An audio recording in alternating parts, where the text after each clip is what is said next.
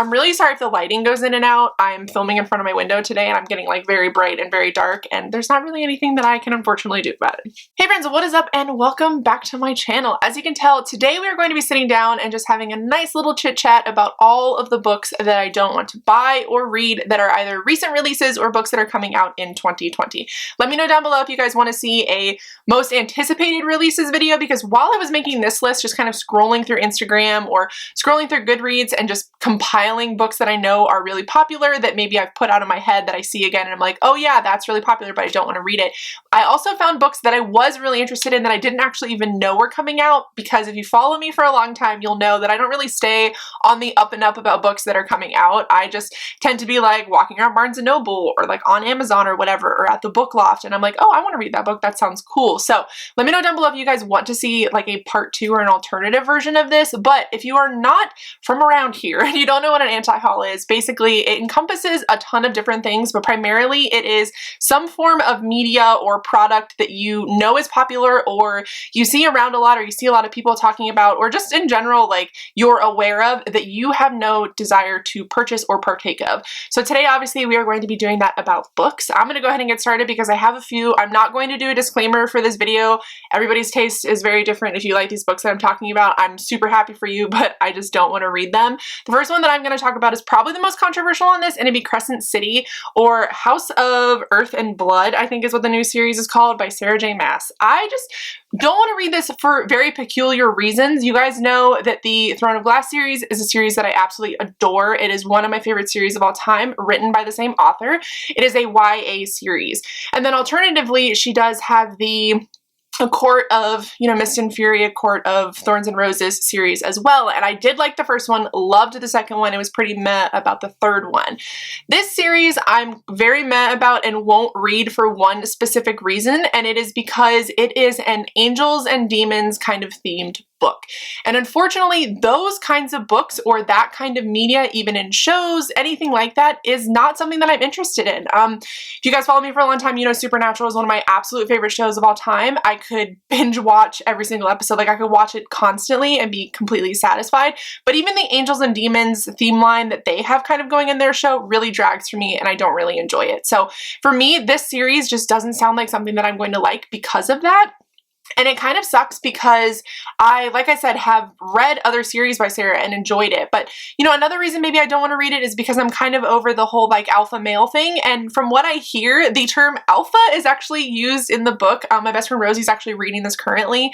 And she said there's a lot of alpha speak. There's a lot of, like big masculine, bossy, take care of their women kind of dudes. And for me, I'm just like, I'm not opposed to that. And I definitely like books that have that in it. But for me, I think Sarah kind of goes a little bit over the top, and it's just kind of it's just too much for me sometimes. So unfortunately, this is not a book that I'm going to want to read. I know it follows a girl whose best friend is killed by a demon, and the demon is imprisoned, but then people start dying again, and she gets sort of roped into working with like angels, I believe, and trying to like figure out what's happening. And it's like, romantic, and there's relationships and stuff, and it doesn't sound like something that I'm really going to like, unfortunately. The next book that I don't want to read, I'm really sad about. Most of these I'm actually incredibly disappointed that I don't want to read them, but it'd be The Invisible Life of Addie LaRue by V.E. Schwab.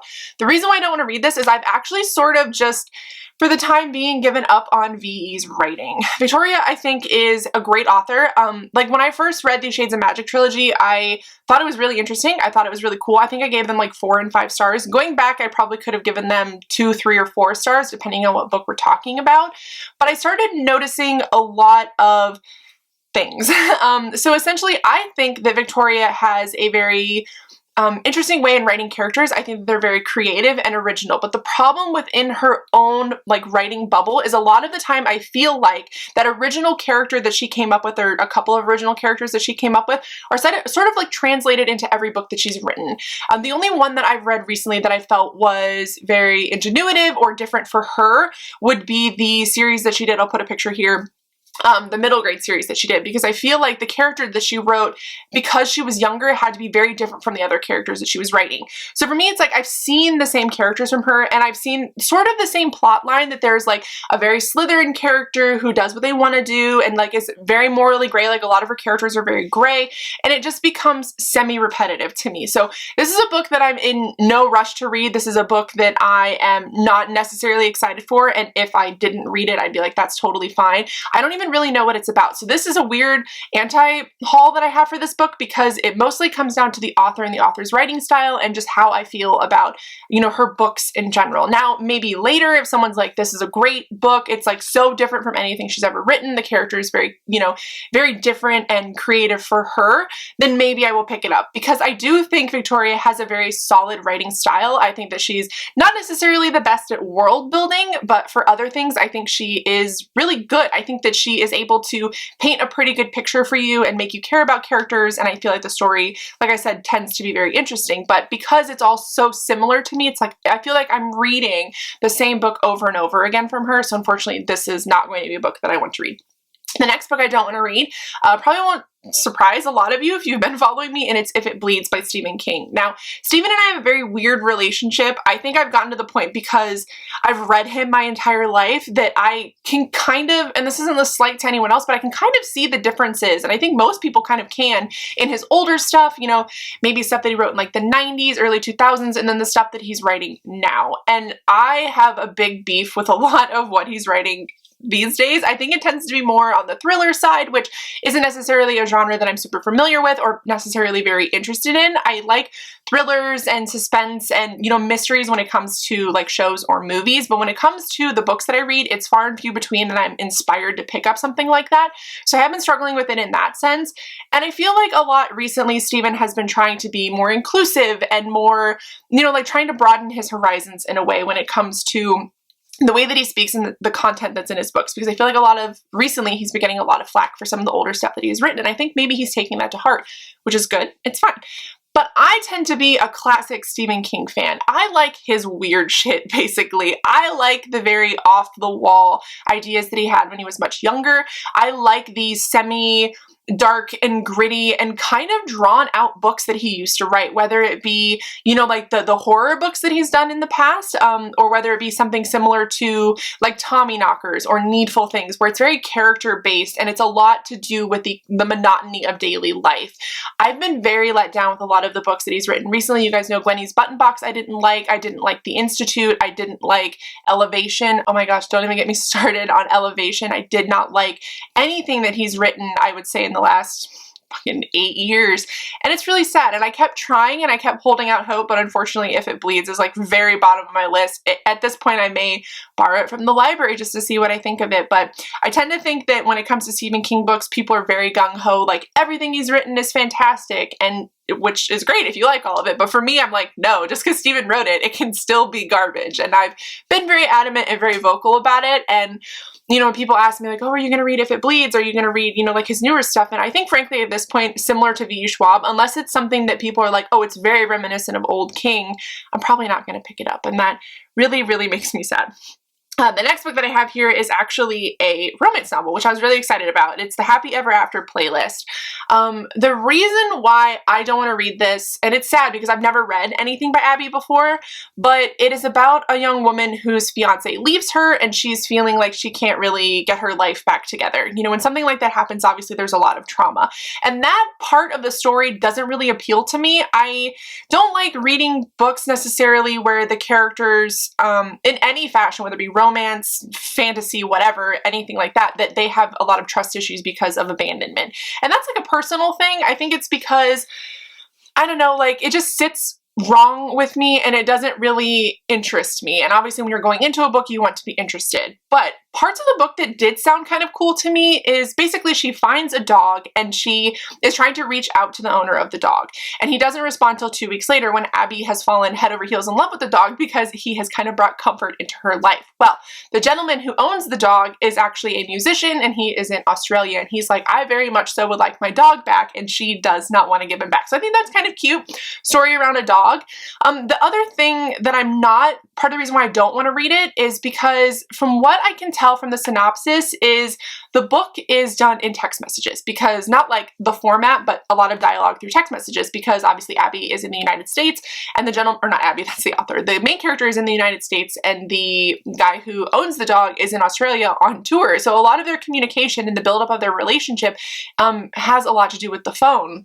And I don't necessarily know if that's going to be something that I'm going to connect with. I think that will add a lot of disconnect when it comes to romances that I read. I do like some form of mixed media just in general, but with romances, it can kind of detract from the story, because a lot of what I enjoy is like physical chemistry between the characters that you're reading about in the book. So if there's a lot of that in here, it's not going to be something that I'm going to really enjoy. As well as, I mean, the main plot of it is he going to stay with her? Is he going to, you know, be in the long haul, you know, once they fall in love? So obviously it's a romance that there's tends to be a bit of a happy ending, but like getting to that happy ending, like I feel like because it's like abandonment issues and like connection issues, it's not going to be something that I'm really going to enjoy, which is really sad. Cover's adorable, obviously not reason why you should buy it, and I've never read anything by Abby. I don't know if she has any other books. Let me know down below if you've read anything by her, if you've read this book and you did actually end up enjoying it and you feel similarly to me. I'd love to know, because it sounded really freaking cute, but there's just some worries that I have about this book that I think would detract from the overall story. Now the next book I'm going to talk about, I'm also kind of sad about. It'll be Chosen Ones by Veronica Roth, and I'm sad about this for a couple of different reasons. First off, this is a teen YA author who is branching out into the adult sphere, and I tend to not have the best experience when that kind of stuff happens. I know I'm a bit weird. I feel like a lot of people do enjoy that, and it's normal and natural for an author to progress to maybe writing something different. Like we talked about Stephen King earlier, obviously moving on to thriller. He's been writing horror for forever. Veronica's obviously chosen to try to move on to a different kind of like writing area, a writing sphere. I don't know the correct word for this, but the reason why I'm kind of hinky about this is I read Carve the Mark and really liked it. I didn't read whatever her other series was with like Divergent and stuff in it. I didn't read that. I missed the boat on that. Maybe that's a series I'll go back and read later, because it's akin to, you know, the height of popularity with Hunger Games, and it's kind of like lumped in together with that. And I'm really enjoying the Hunger Games series, so maybe I will try to read those books. But the reason why I don't want to read this is because I don't have the best experience with authors who tend to go from one medium or one, you know, like form to another. So authors that go from YA to adult or adult to YA. I have very far and few between that I've enjoyed that from. I think Brandon Sanderson is a great example of somebody who can write in no matter what. Victoria Schwab, despite the fact that maybe I'm not so interested because of her characters, I think she does it really well too, because she writes YA, adult, and middle grade, and she does do it really well. But other than that, I've been pretty disappointed. And looking back on the books from Veronica that I've read, I think at the time, because I had never really read YA, I had just gotten into it, and I think that it was like a very easy genre for me to read, because I feel like, nothing against the genre, obviously, I think it is incredibly important, and there's like a big discussion right now on why YA sucks or isn't as great as it can be, and despite my feelings about YA right now, I still think it's invaluable. But for me, when I read that, because I was new to it, I think maybe I put it a little too high on the pedestal. I had finished it, I was really enjoying it, and I didn't know any of the drama that was happening. I still don't fully understand it, but looking back on those books, they're not as great as I thought they were. Like the writing style, the overall, there's some plot holes that I can remember from it. Some of the characters were kind of lacking. Like the overall story was kind of lacking. If I look back on reading that and some YA that I've read since then, I'm like, okay, so the series wasn't actually as great as I thought it was.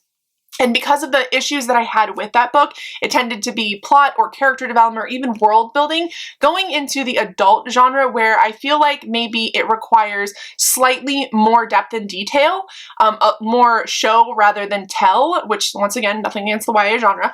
I think that it's going to suffer. And because I feel like that, I'm really, really worried about wanting to read this book or being interested in reading this book. And it's also a multiple POV from what I remember, from what I read of the description, very briefly, that there are multiple POVs because it is about 20-something-year-olds and they're like, you know, I don't know if they're like fighting, I don't know if it's like a fantasy novel, I don't know if it's sci-fi or whatever, but there are multiple POVs. And I feel like if she's already struggled a little bit with characters in the past for me, or world building or even plot holes, I feel like it's going to make it even more strained in the future. future.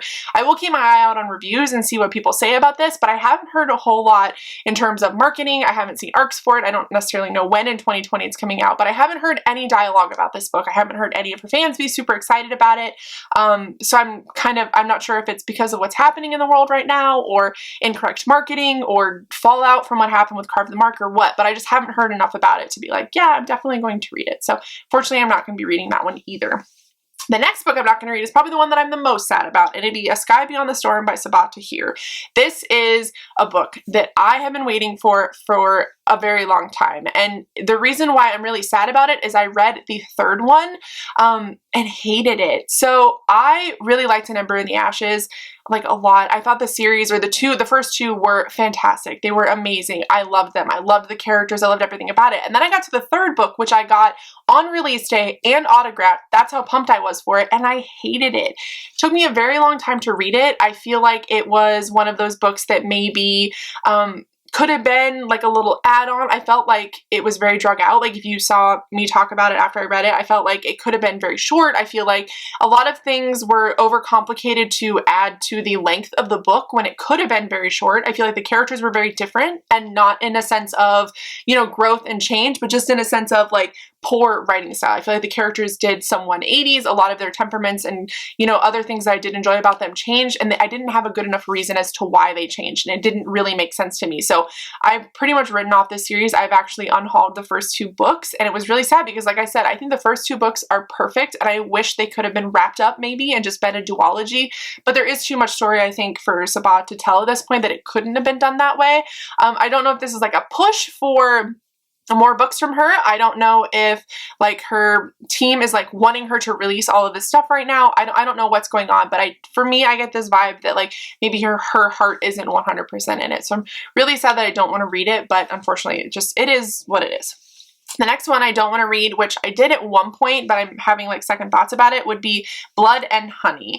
And the reason why I was excited to read this is I read Serpent and Dove and really didn't like it. There were many things about it that I didn't like, which I'm not really going to get into here. I'm just going to talk about why I don't want to read the second one. In the first one, in Serpent and Dove, there's a character named Coco that I really liked. And basically this is a semi-fantasy series. It follows witches and different kinds of magic. And Coco's people are actually able to do blood magic. The reason why I don't want to read the new one is for a couple of reasons. While this one primarily will follow Coco, I imagine it will have characters from the first one that I give zero shits about, basically, and it's going to drag the story down.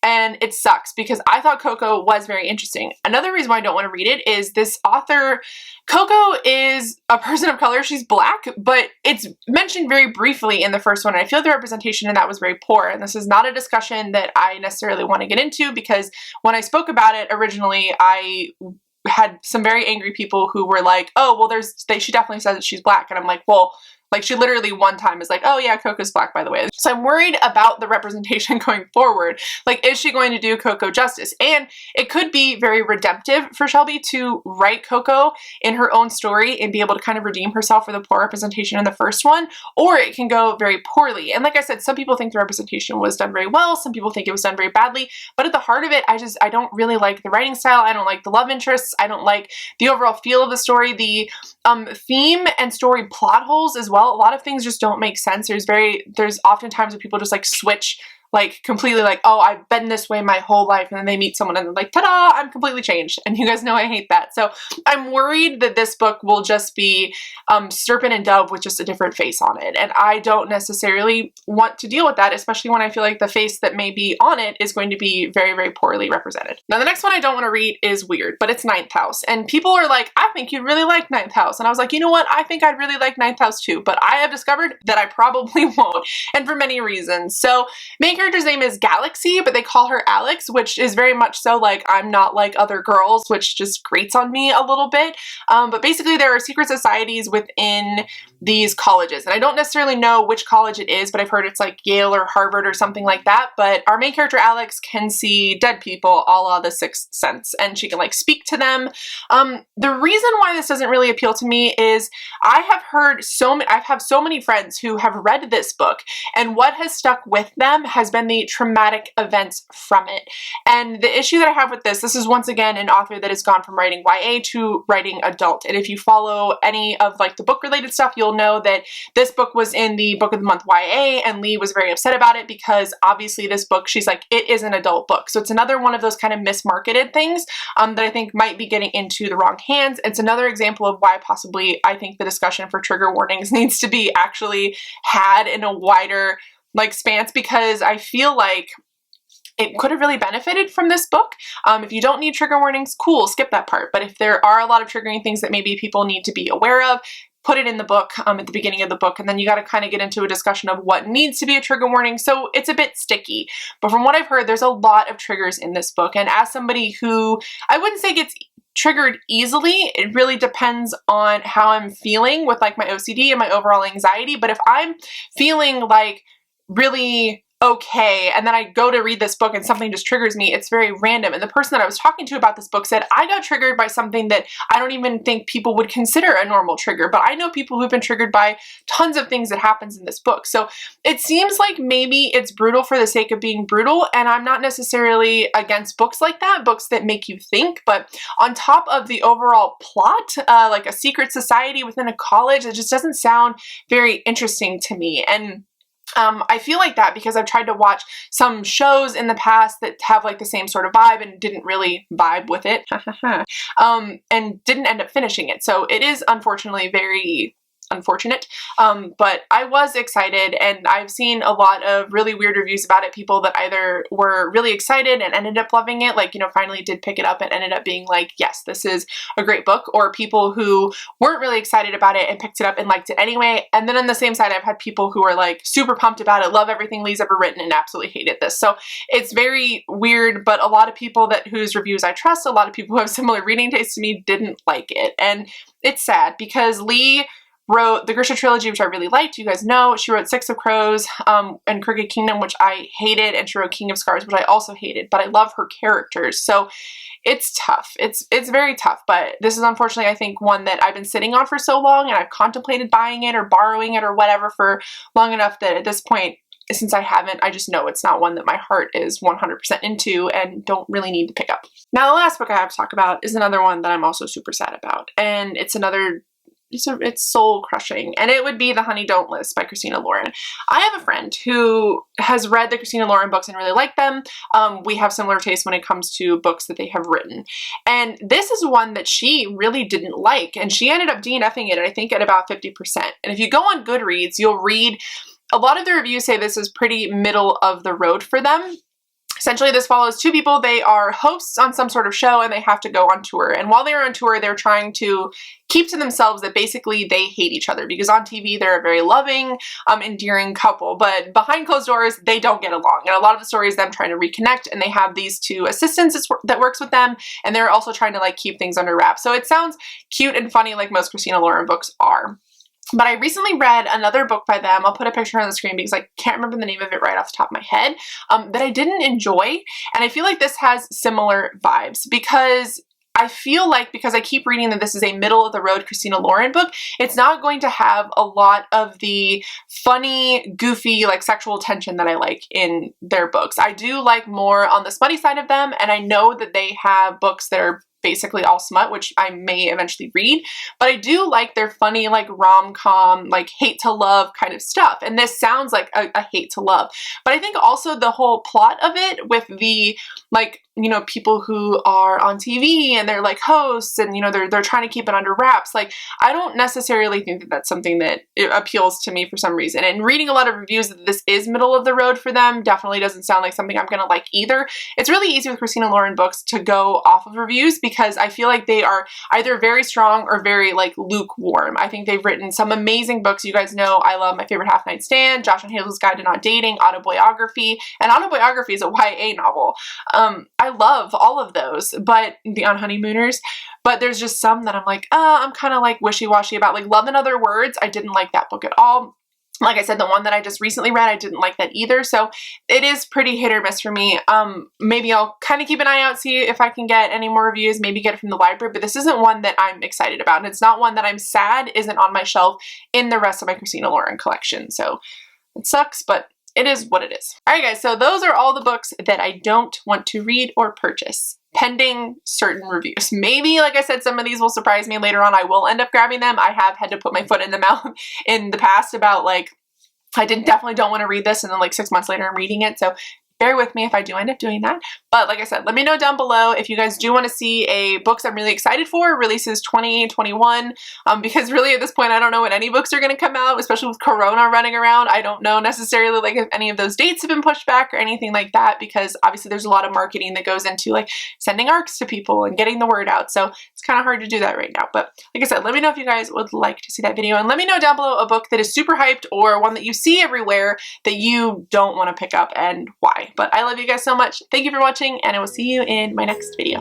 I'm really excited because I'm actually reading it with a subscriber of mine, and that would be It by Stephen King. I am really excited. I think for me, the reason why I'm most excited to read this is because there was a lot of discussion and dialogue that happened when the movies came out, and it was like a really popular thing to be doing, like reading vlogs and, you know, reactions to certain things, but it did open up a